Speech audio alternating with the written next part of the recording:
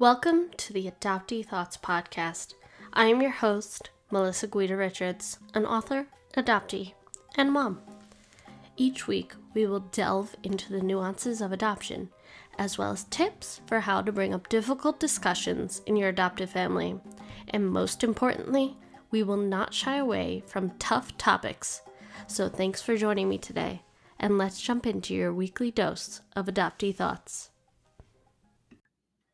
Hi, can you please introduce yourself?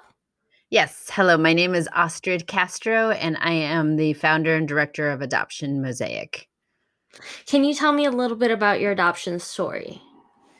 Yes. So my adoption story, I was adopted when I was about 4.5 years old. My sister was 6, and we were born in Colombia and came to the United States in 1975 and were adopted by a family that was living in Massachusetts at the time and in an all white suburb of Boston. Do you have memories of being adopted at that age since you were a little bit older? I have one memory of us being in the orphanage, which was, we were in the orphanage, so it wasn't a very happy memory. And my sister, however, she has a lot more memories. It turns out she has more memories than I thought she did. And it wasn't until we reunited and found our birth mother that I realized that how many deep memories. Like, she remembered the length of our mother's hair, which was like something that was just so tactile, right? So like small yet huge. Because when we and the way I discovered that was when we got off the plane and we met Carmenza. Well, I had already found her and met her and had visited her twice before my sister was able or wanted to go down or was able to. And when my sister saw our mom, she said in Spanish, because my sister speaks Spanish pretty well, she said, "Mama, you cut your hair." And I remember just being so taken back and being like, wow, I didn't realize the depth of how much she remembered, because I don't have any memory of our mother. And so, yeah, that was interesting. How old were you when you decided to search for your birth mother? So I was about 18. I mean, I'd always known that I wanted to search. I think 18 was when I put my big toe in a boiling of pot of hot water and was like, yikes. Okay, maybe not. Yeah. And I think so many of your listeners can probably relate to that, right? Yes. It's that experience of like this, especially when I was 18, there wasn't this community that exists now, and there wasn't blogs and podcasts and amazing support and resources that there are now. And so I was kind of on my own. I was doing, I don't even remember what kind of search it was, but I went somewhere and I had typed in the name that we had on our paperwork and thought, well, I'll just see. And then Facebook came out a couple years after that. And so I want to say maybe 5-7 years after that. And so I thought, okay, well, maybe I'll start looking in that. And so every once in a while, I guess you could say, air quotes, started the process when I was 18. I had always thought about the process or thought about searching my entire life. I was the kid who was like, yep, I'm going to grow up and someday find our birth mother. And my sister was like, well, good for you. That's not, that's not my agenda. And so, so I guess I just knew I was really eager to someday get all the answers to my questions. I had this fantasy of what being in reunion was and what it would feel like and what it would look like. And so that's what I wanted. I was searching for that. I was searching to fill all those gaps and all those answers. I wasn't searching for what I ended up finding. Which that is just simply to say a complex uh, relationship that had its cultural differences, language differences, economic, like religious, all of these things, like those, none of those were any part of my truth of what I was looking for. It wasn't even part of my consciousness. I think I was Yeah. really, it was a very simplistic thing that I was looking for. Yeah, I totally understand, because when I started to search too, like I just expected to find more family, have that happily ever after, click, bond immediately, and that's not what happened for me at Right. all. And it's just so complex, and like you mentioned, like the language barrier, that for me is like one of the hardest things to deal with, because my entire family over there just speaks Spanish, and I only have one sibling that knows how to use like Google Translate, so she tries to speak in English to me. And it's just sad, like not being able to communicate with our own family. And Yeah. do you know Spanish at all? So I speak fluent Italian. My daughter's father, oops, sorry. My daughter's father is Italian, born and raised in Italy, and I went and lived there for 3 years, almost 3 years, and really immersed myself in the language. So I speak Italian fluently, and Italian and Spanish are so similar that Yeah. I can get by pretty well, except um, let me turn this. Except that I sound, I think, kind of ridiculous when I speak, because people in Colombia, when they hear me, or people even here in the States, when they hear me speak Spanish, they're like, "What? Wait, what is that?"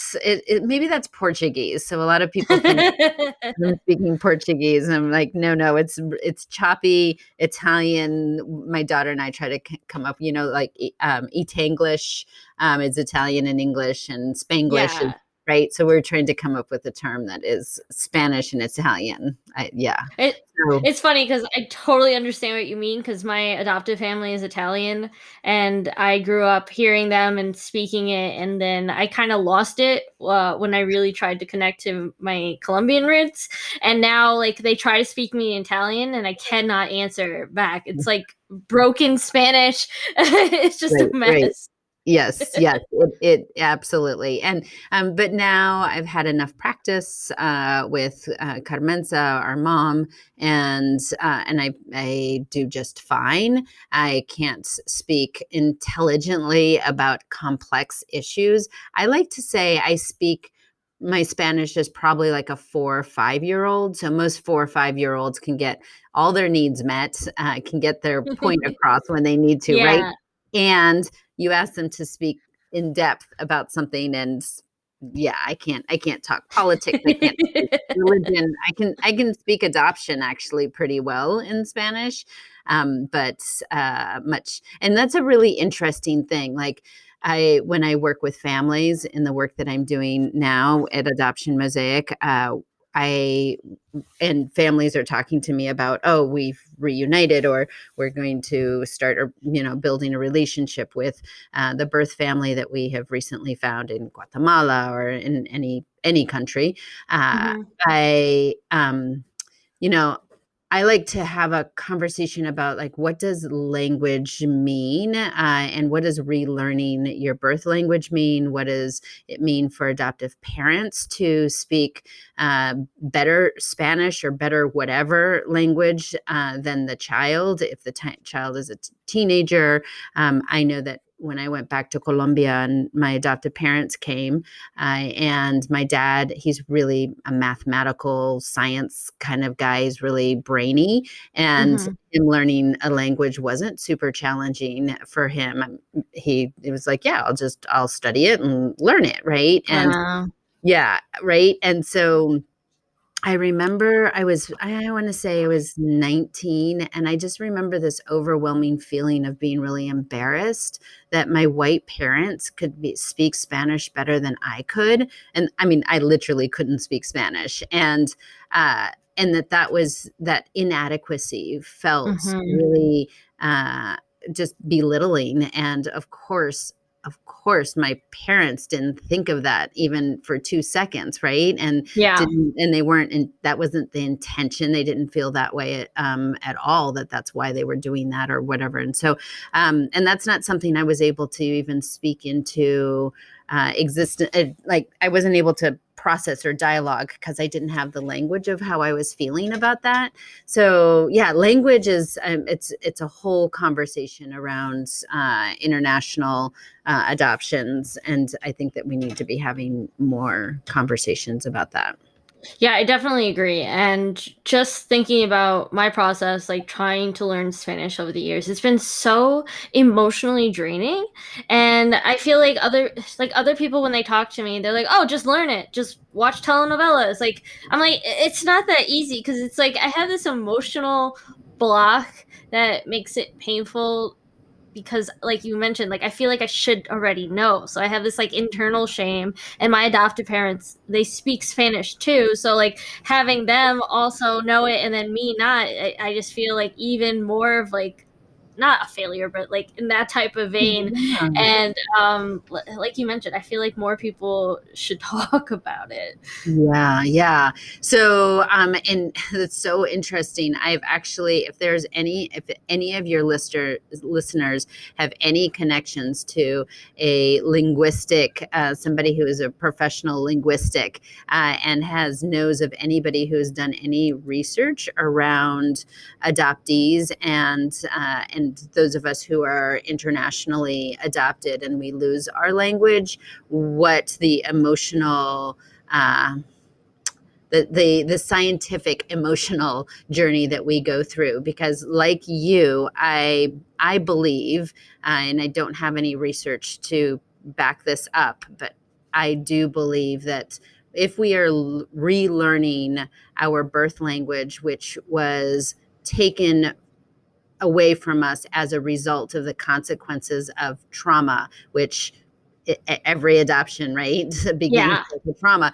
If we're relearning our new language, whether it's just here as babies, we're hearing the sound of this new language that doesn't match the sounds that we are accustomed to, that we should be listening to, then that means our brain is rewiring itself to learn this new language, these new sounds, right? If we're learning these new sounds or these new words in this trauma state, that then when we go back to relearning it, I'm wondering if there is connections, if there's scientific connections of this is why it's so hard for us to relearn our birth language, our mother tongue, which is so ironic that that's the term we use, right? Our mother tongue for us Yeah. adoptees, because when people ask me if if English is my mother tongue, that's a really like deep, complex question, because for us it's like, yeah, but I don't speak it anymore. Like, right? Yeah. So I do think that I'm hoping either there is research or somebody out there will do some research around that, because how many adoptees, I'm sure you as well, Melissa, how many of adoptees are out there who have really struggled learning their mother tongue? That's different than learning, like, I've proven to myself that I can learn a foreign language because I learned Yeah. Italian, Yeah. right? So it's not like my brain is in a way that that I can't learn a language. Absolutely, I can learn a language, and the comments that people say, I love that. I've experienced that too, but is, oh well, it's probably back there somewhere, Yep. right? And you're Mm-hmm. like, oh yeah, and that somewhere is filled with trauma. That somewhere is Yeah. filled Locked with, up real tight. yeah, locked up with loss and grief and all of that. So yeah, and I'm wondering if it's like it's stuck in some way in that space. Hmm.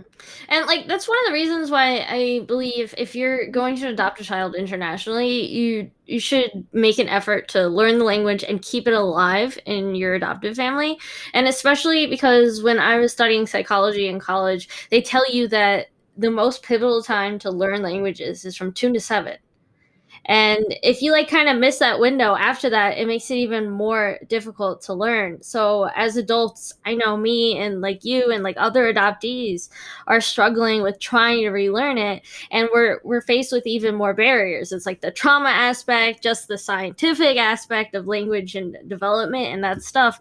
So I think that's another important aspect, like you mentioned, that we need to discuss more. Yeah, absolutely. And taking it to one step further, I think that we have an industry that needs an overhaul, and the way we talk about adoption and the way we talk about having like language is one of those things that I think, yes, adoptive parents, adoptive parents are adopting children that they can help keep intact their mother tongue, and yet Mm-hmm. I think we also need to have an industry that requires and supports that, right? Yeah. So to me it goes way beyond just the adoptive parents. It goes to, if there's the industry standard that actually we need you to have a connection to this country, or we need you to be in a space where you have the means to help support travel back going back and forth and traveling every, I don't know, 5 years, or helping learn the language. And a lot of families will say to me, well, language, the whole thing around language is really interesting. However, when you look at some of the languages, like our children came from a language that's not even a written or a language that's people, read or write today. It's, a language in Guatemala and in a tribal, more of a tribal language.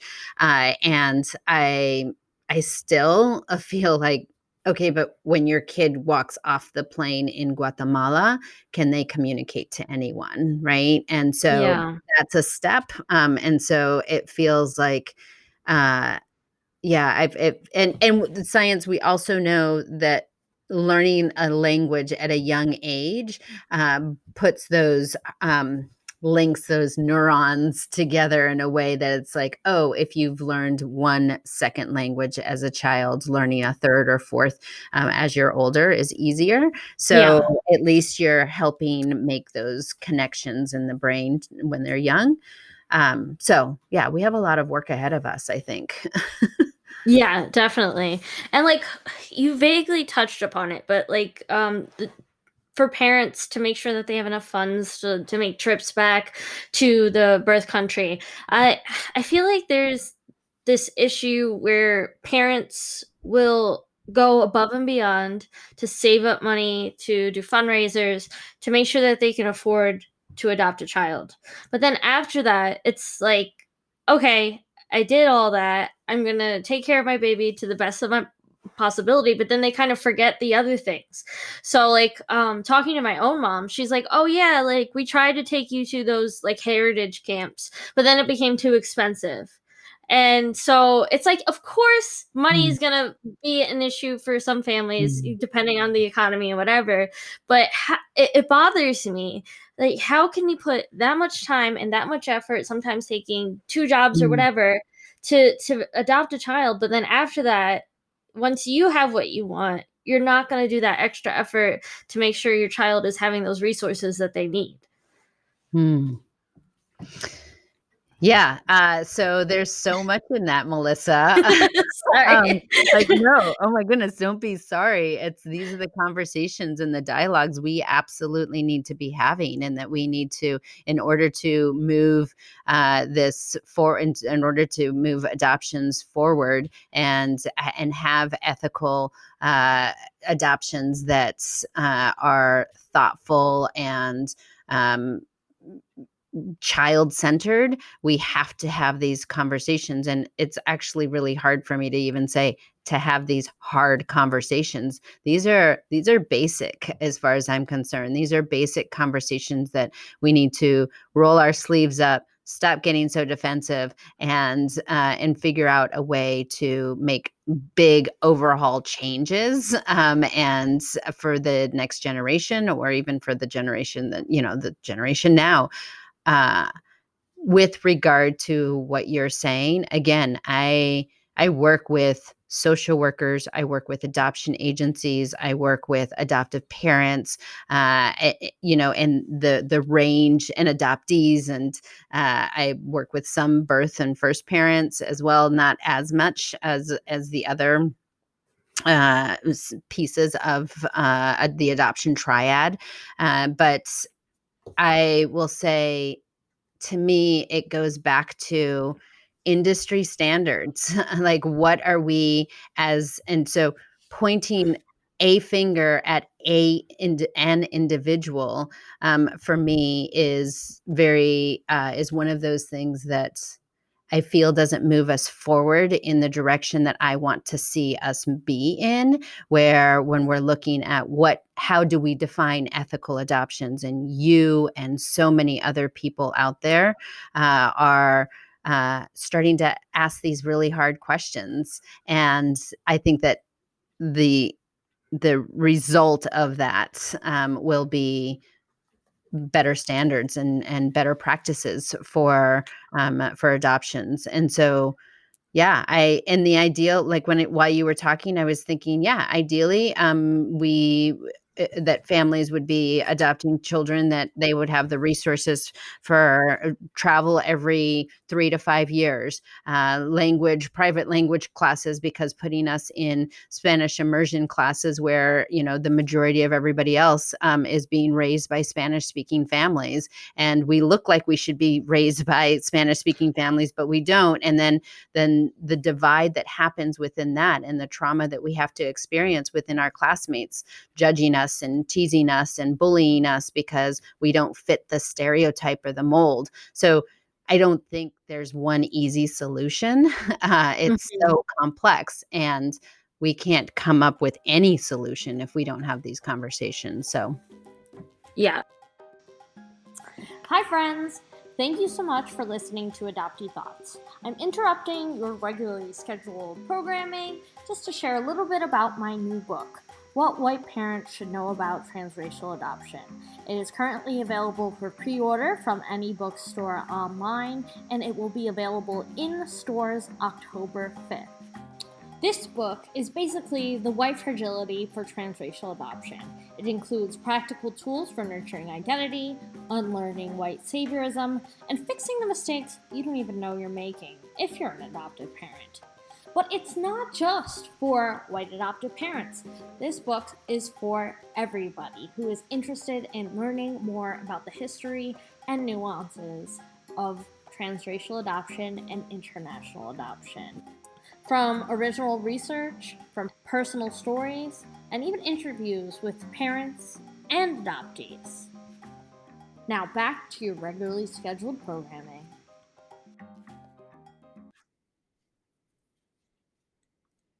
Yeah, and that's so important. We need to get rid of the defensiveness, and I get, like, as adoptees, you mentioned before, we have trauma. So a lot of times when we talk to our parents, like, I feel like these conversations can get heated very quickly. And I feel like adoptive parents, if you're listening, you need to not take it personal, because yes, adoption, you adopted a child and you tried to give them the best life you can, but that all parents make mistakes, and we're all kind of learning how to do this together. But now we're in 2021. There's so many resources available to help educate you, to help expand the conversations, just to begin conversations with your child. Like, you can listen to a podcast or read a book together just to start those conversations together. And that gets me to my question, is all these things, is that part of the reason why you created Adoption Mosaic? Excellent question.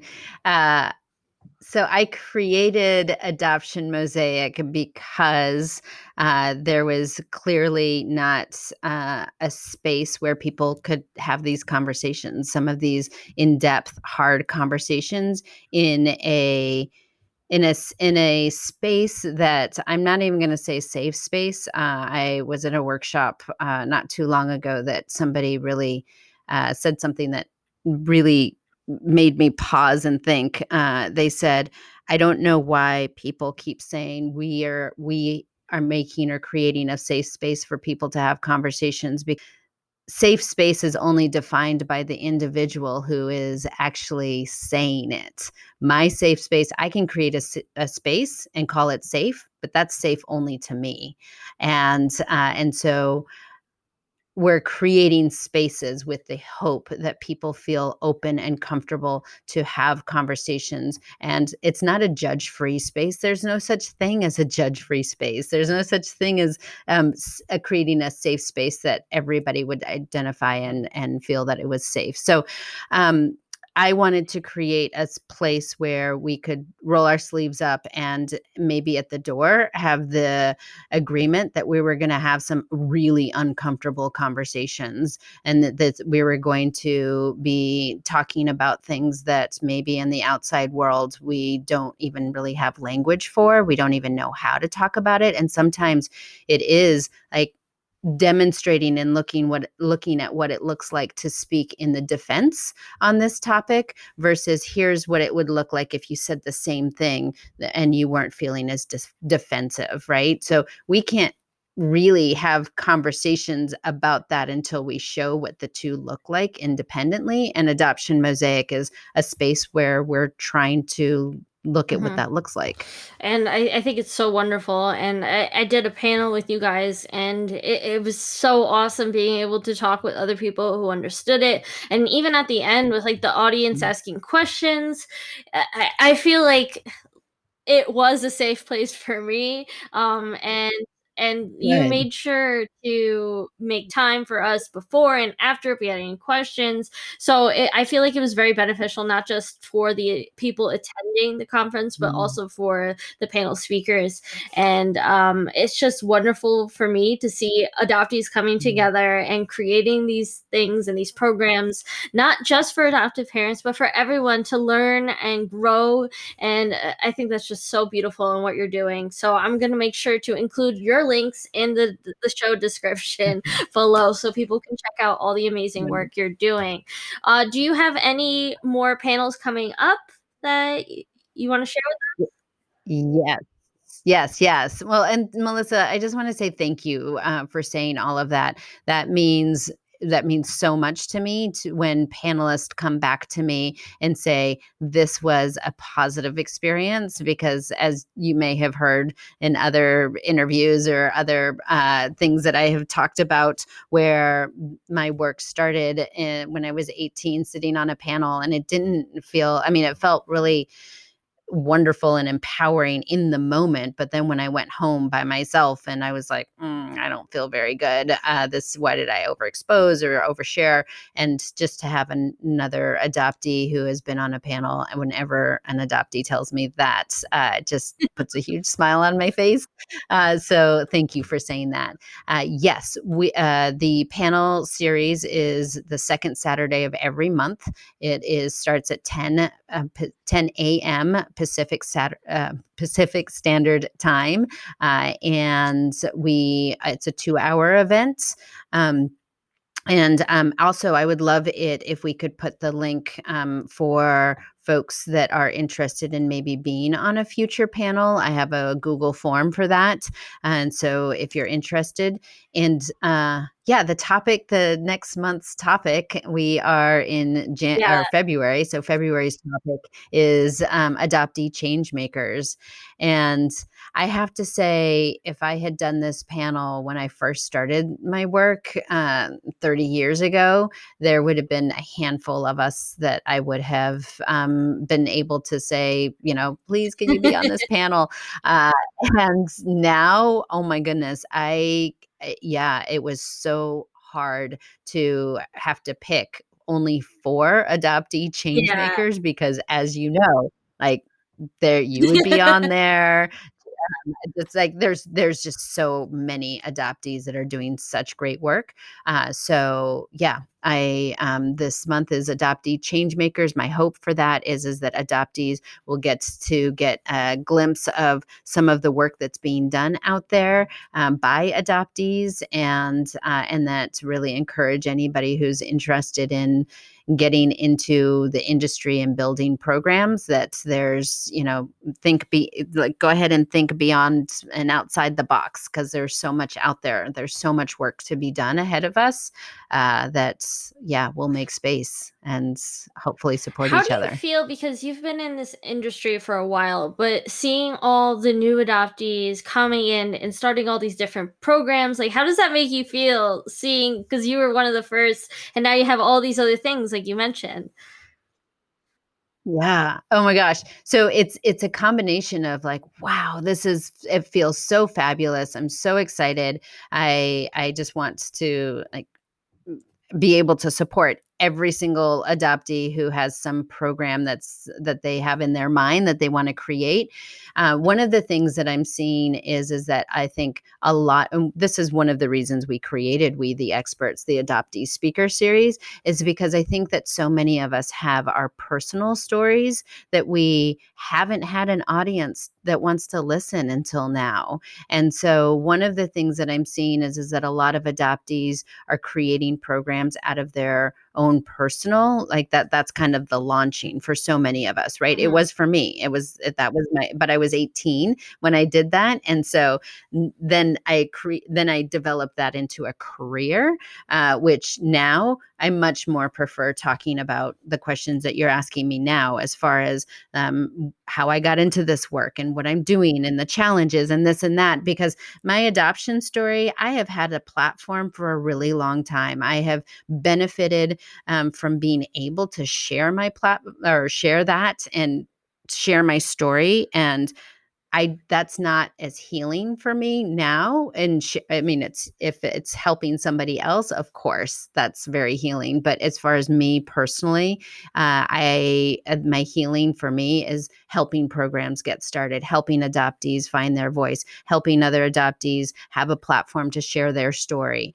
That's where my work is really focused on, more so than my own personal story. So your question of, how does it feel to see all of these adoptees out there doing this work? Wonderful. And if we can help you figure out what it is that you want to do with this beyond sharing your story, then even better. That's just Yeah, exciting. and I get what you mean, because like you mentioned that you started at a young age and then you were started with telling your own story. And I had, like you said, a similar experience. I was concentrating on like bringing more awareness to being a late discovery adoptee and that stuff, but as the years have progressed and I've been in this work, it's been more important to me to make sure to create a community and not just focus on myself. And I think that's one of the reasons why, like, I really enjoy doing the podcast and talking with other adoptees and Mm, just hearing other people's stories and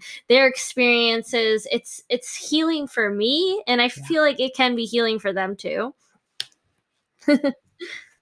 Yeah, absolutely, absolutely. How we support each other, and and I actually don't think we can be fair to this conversation without also saying how we hurt each other, and that breaks my heart. How when adoptees are so hurt that they don't realize how they're hurting their fellow adoptees, by making comments on individual stories, or you know or yeah, just yeah, hating, right? Just hating on someone. And it's so deep, it's so much more deep than that. It's one person's pain being expressed in a way that is harmful or hurtful to another. And I think that that's just a part of it. We're bringing our vulnerable selves and we're bringing our vulnerable stories to this industry, to this field. And we're so many of us don't have the safeguard to fall back on. We don't have the community. We don't have, like Melissa, you could call me if you're like, somebody just posted something that was just so hurtful, and I could call you, and we have Yeah. each other, right? and I think about this young or older, middle age or whatever people out there who are attempting to build and get shut down because of somebody or people saying things that I don't condone. I think is really sad and yeah. And so anyway, and yet I also recognize and acknowledge that comes out of their Mhm. own pain. And so I am able to do that because I think of the years that I have been doing this. But I can't imagine sharing my story and having people judge it in the way that it's so vastly be accessed by others, for them to bring their 2 cents or their judgments. I don't know what that's like because I don't offer my story in depth like I used to when I Mhm. was younger. Eh, I I've definitely experienced that, especially since I write so openly about my adoption experience. And I feel like if you're an adoptee and you're thinking about sharing your story, you really need to have a plan for like self-care and how to decompress and how you're going to handle Mm, that, because like I mm, personally, I go to therapy every other week. I have a mm, journal, like I have all these things that I make sure to do. And when I was first starting mm, off, like I always used to read the comments, and because like I wanted to make sure like people were excited about the stuff. But you can't do that. You- uh, Being so vulnerable on the internet, there's always going to be someone who has something negative to say. And the gaslighting, I think like you mentioned, the most hurt I ever was from another adoptee saying that like my parents couldn't have done something like that. And I looking back, like I see that they were totally in the fog, which is fine. Everybody's on their own journey. But I feel like even if you don't agree or you don't understand another adoptee's story, negating their experience and just doing stuff like that is just not okay. And we need to maybe have like a quick refresher on boundaries and respect. Like people need to remember the golden rule. And like if you don't have something nice to say, just skip it. You don't have to absorb everything on the internet or yeah. read everyone's comments. Yeah. Well, in the same way, we put a lot of energy in behind what we think the people who are causing the harm should do instead. And I wish I saw our community putting just as much effort into what do I need to do for myself to put up a Mhm. safety guard around that, right? So if I'm going to write something, and some suggestions I would have is if I'm going to write something that's vulnerable, that somebody could say that would be really really hard to hear, making sure that I have a person that I'm going to give a call to afterwards, and that is an adoptee competent individual. Make sure that I tell myself I'm not going to read all the comments like you suggested. I'm going to do some kind of self talk around this person is obviously somebody who is hurting, who doesn't have community, who doesn't, like these are the kind of things that I think that can help yourself, because at the end of the day, we could say until the cows come home, right? We could say that here I'm going to set up boundaries, and here are the things, and be nice, and don't say hurtful words, and da da da da da. And again, at the end of the day, we're responsible for how we move and we feel about things. So what are you doing to make sure that you have your safety net if you are going to expose yourself and expose your Mhm. story? I think that's really good Hmm. advice. Now going back a little bit, I you mentioned your sister, and I'm just curious because I didn't grow up with any biological siblings, but um, Mm, was it? Do you think it was somehow different because you got to see a racial mirror and a biological sibling, mm, and you share similarities, and you you had someone mhm. with you along the process. Do you think that that helped at all? Mm. Well, so great question. So growing up with my sister, it's one of those questions, do I think it helped? I can't imagine my life without my sister. And so whenever I hear about siblings reuniting or siblings that had been separated, it touches me on a very kind of deep, individual my own experience. Yeah, it's hard. It's really hard to hear those stories without having a lot of sadness. So I can't imagine what it would be like to not have her. The thing that I like to talk with parents now today about is we hear parents say, "Oh, I'm going to adopt another child from X," right? And so then at least they're not the only BIPOC person in our family, or at least they'll have another, Ethiopian or Colombian or whatever. In their family, in our family, so they won't feel totally alone. I think that is very much that alone is very much a thinking error, and the reason why is because it doesn't matter how many people you adopt from the same country. If you have not created language and you haven't created a space to talk openly about adoption and about race and about loss and grief and all of these really hard, complex issues, that your children won't be modeled what it looks Yeah. like to talk and to support each other. So at the end of the day, people say to me all the time, well, at least you had your sister. Okay. Yes, absolutely. Like, I can't imagine my life without her. So yeah, yes, thank you. And no, we didn't talk to each other. It wasn't until we were adults that we realized, you were thinking about our birth mother too. So was I. We didn't even have the language around birth mothers, first mothers, language, learning English and learning or losing our Spanish, being brown and race and racism. Those words weren't even a part of our family's Yeah. dialogue, to the point where they was age appropriate that we could then have it modeled and use it for our own context. So at the end of the day, the work is still there.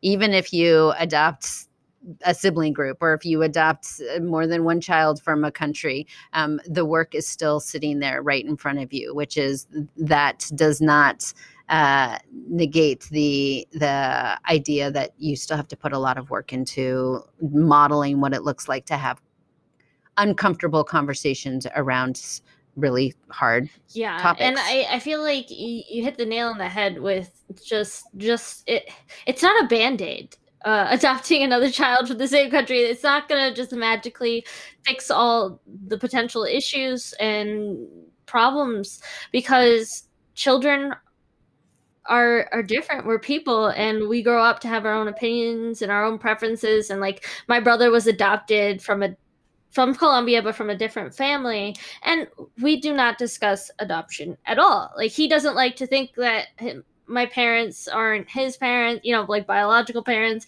And for him, it's like out of sight, out of mind. I don't want anything to do with it.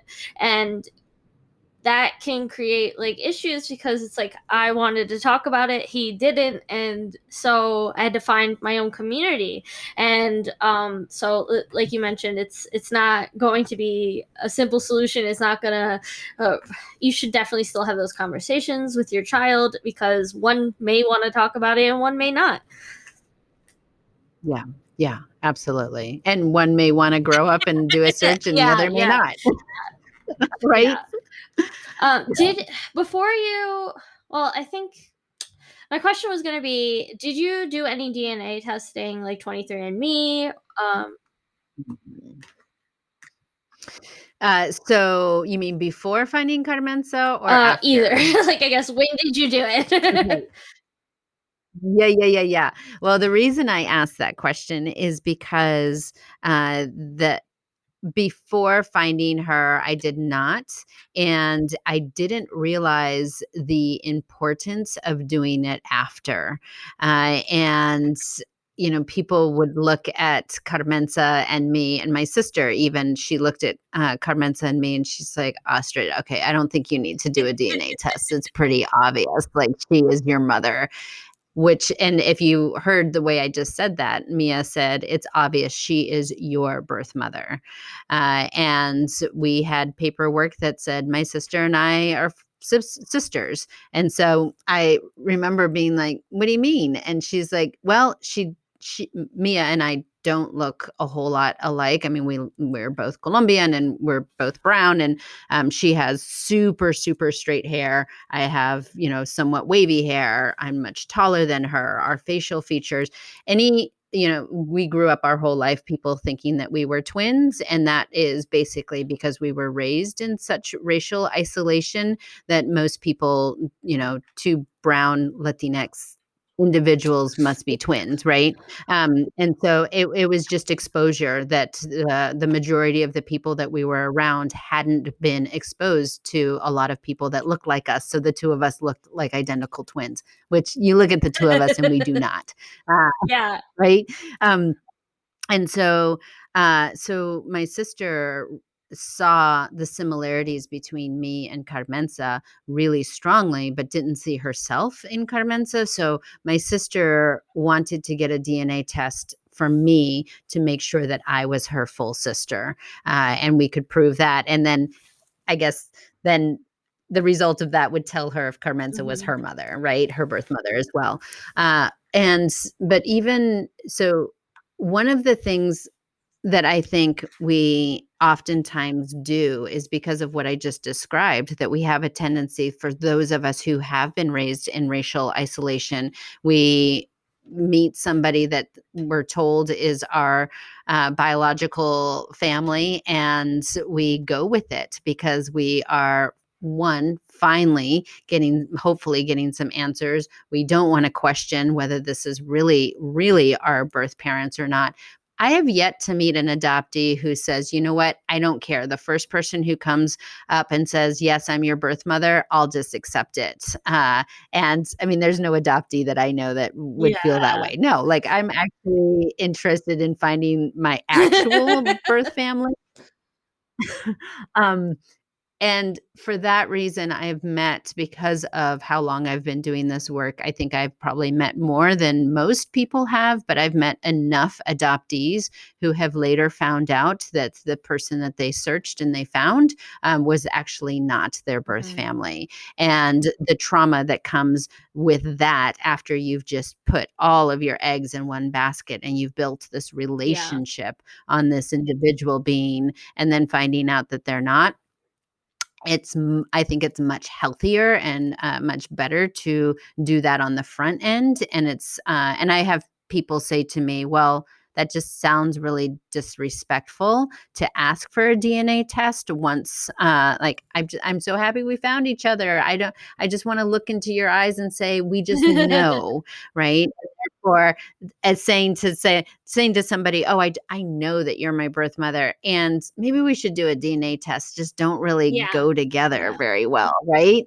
And so I like to encourage adoptees to find language in how to talk to their birth family at post reunion and say, we still need to do this, and we need to do it for all these reasons. Confirmation for myself. And I mean, I meet adoptees who say, well, that's fine and dandy, but I don't need confirmation, because I just look at them and I say, they're absolutely my birth parents or my birth siblings or whatever. And I don't think we really think about how desperate so many of us are to make those connections, that we might be in a space where we don't see the full picture. And when I first found my birth mother, the investigator called me up and I was in disbelief. Like, I didn't believe it at all. And I think it's taken me months to like accept it because it just felt too easy. And then, but my story is a little, like, I don't know why it seems so complicated. So many of ours are, but I had two siblings that were adopted before me into a different family. And then there was me, I was adopted into another one. And then my birth mother went on to have, get married and have more siblings. So just having all of us and this unique structure. I was like, how would this random person know about the other ones? So I have not broached the subject of a DNA test yet, but I've also Mm. haven't been back to Colombia because COVID happened. So I'm hoping next year things will clear up and then we can do that because, like you mentioned, I don't want to just put all my eggs in one basket and just hope everything's right just because the names match and the ID, whatever, because you never know. And I feel like part of it is too, like, I grew up in a white majority neighborhood family, and finally seeing people with brown skin like mine, it's just like, okay, of course Mm. I'm going to think they look like me. Like, I haven't Yeah. seen that before. Right, right. And that's exactly it, Melissa, is that I think we've been sitting in a dry well for so long around information about our original existence, and that we are so desperate to fill those gaps that we will pretty much take any raindrop that comes down that bucket, Mhm. right? And so I think that part of creating safety nets and for our emotional safety is and to have this like scientific piece of paper that says there is 98% chance that this person, right, is like the validity of that and the power of that. And I can't tell you how many times, and for your listeners, I am sorry if any of you have ever experienced this, when you say, I found my birth family, and they say, oh, well, have you done a DNA test? How sure are you? Right.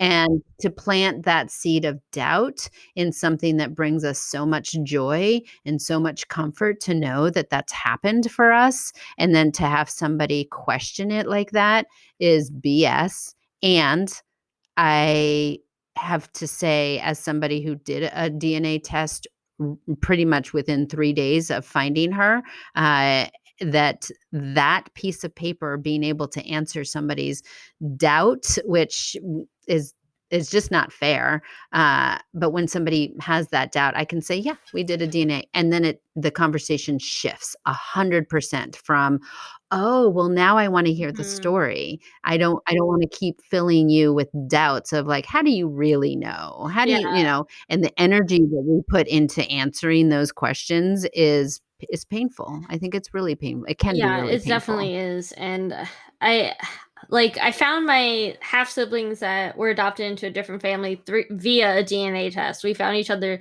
through Mm. 23andMe. And I I don't know if it's because having that black and white, yes, you're related, uh makes it safer to create a bond with them, but it's definitely been easier to connect with them and talk with them than it has with my birth family that's in Colombia, that we haven't had a chance to do that yet.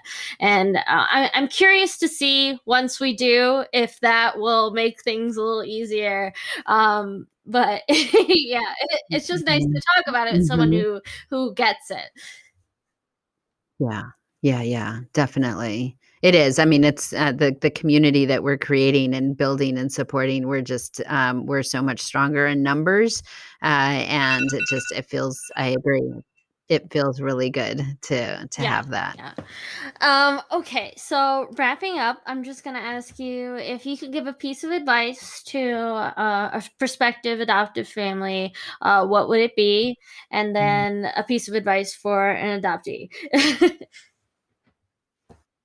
Okay, so my piece of advice for a prospective adoptive parents is join classes and workshops and that are driven by not just your adoption agency.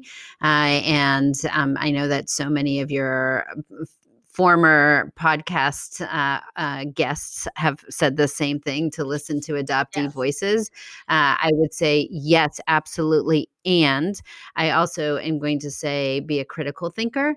And I think that that is the one thing that I'm seeing post-adopt families struggle with is, why didn't I think about these things ahead of time? Because now I have a child that I have to answer these questions to, and I don't know how to answer them. And the question is why did you come to Colombia to adopt? You had never been there. Why did you adopt older children that don't speak the language? Why that all of these? And I think it's so hard in the pre-adopt spectrum, if you will, in the pre-adopt stage, to be thinking about your 18 or 26-year-old who is an individual who is we all hope to raise forward-thinking people who are great at asking questions and inquisitive. And so I'm going to say, try to picture that is the child that you raised, and therefore they're going to have really hard questions for you, and be prepared for those. So you have the chance and the decision-making time right now to think critically about all of these things, and how will you answer those questions to your kiddos when they're older. Yeah. So, and my piece of advice to adoptees is you're not alone, and find your community. We are here. We are here to support you, whether it's Adoption Mosaic or Melissa's Adoptee Thoughts podcast, or whatever program it is there. And we don't all speak or talk the same adoption language. So find your community that's speaking your language. And if you can't find that, I want to encourage you to start building. And if you need support on what that looks like to build, you can always contact me or Melissa or people like us, right? Because we're excited to help you see you find your community. Yes, definitely. And a lot of us, we definitely like helping one another, and I think that's something we should continue to do. And thank you so much for coming on and chatting with me today. It was a wonderful time, and I enjoyed our conversation a lot.